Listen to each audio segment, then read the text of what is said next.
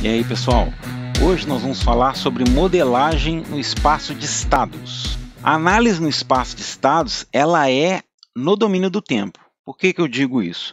Porque até agora a gente estava analisando os sistemas, tinha uma equação diferencial, que é a equação matemática que descreve o comportamento do sistema, e a gente estava trabalhando então aqui, né, para resolver a solução do sistema completa, né, no caso de Laplace, ou pegar informações sobre a dinâmica do sistema, usando lá a definição da função de transferência, aí polos, zeros, resíduos, lugar das raízes. E a transformada de Laplace é no domínio o quê? No domínio S, um S de Laplace, não é isso? Ou o domínio de Laplace.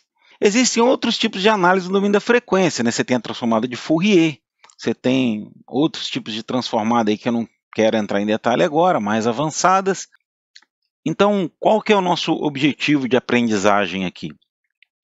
É aprender a modelar um sistema em espaço de estados para, posteriormente, fazer uma série de análises usando esse tipo de modelagem. Desdobramentos que essa modelagem vai nos proporcionar, né? Basicamente, eu diria que trabalhar em espaço de estados, pessoal, é trabalhar com matrizes. O que é o estado? É um conjunto mínimo de informações. Então, imagina que cada bolinha dessa é uma informação sobre o sistema, tá bom? Esse conjunto, se ele for o mínimo, tem que ser o mínimo. Tem que ser o conjunto mínimo, senão não é espaço de estado. Porque se você não tiver conjunto mínimo, você tem outro tipo de modelagem, até existe uma chamada sistemas descritores, mas esquece isso aí por enquanto. Conhecendo, você tem que conhecer, obviamente, esse conjunto mínimo, e conhecendo-se a excitação que ocorre no sistema a partir de um determinado instante t0. A t0 tem que ser 0 segundos? Não necessariamente, depende da hora que você bate o cronômetro, né? Mas t0 é um tempo qualquer. Se você conhece a excitação nesse tempo e conhece esse conjunto mínimo, então você consegue determinar a resposta completa desse sistema. O que é resposta completa? Regime transitório e regime permanente. Então é interessante, é uma outra forma de abordar sistemas, né?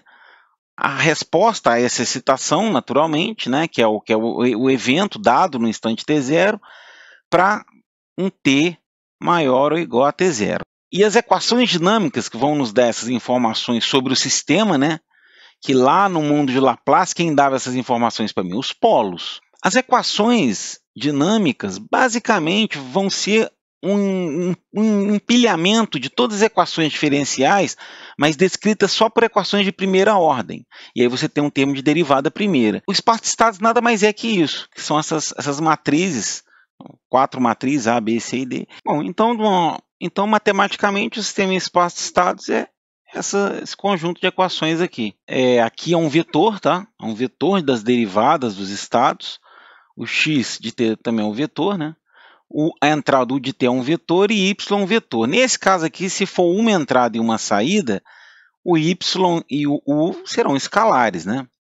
Mas, para um caso geral aqui, é um y vetor, onde eu tenho uma entrada y1, y2, até um determinado valor, e o u de t também é um vetor que tem entradas u1, u2, u3, até quantas tiverem. Bom, faltou só um vetor, que é esse vetor x ponto de t. Esse vetor é a derivada do vetor x.